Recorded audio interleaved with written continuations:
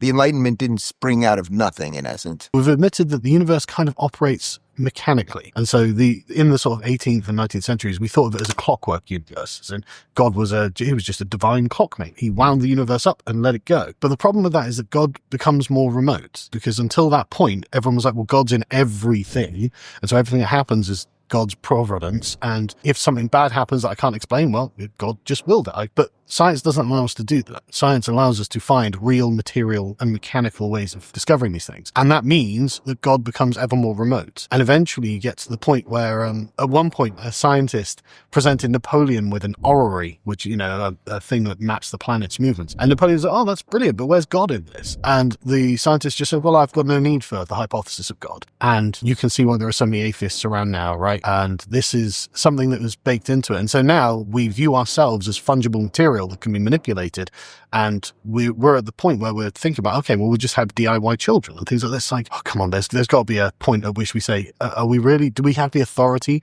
to just start manipulating future generations through genetic technology? Right, there's got to be something either under that or above it, exactly. Depending on which way you and look if there's not, then essentially what you've done is erase the concept of human dignity, and that's pretty terrible.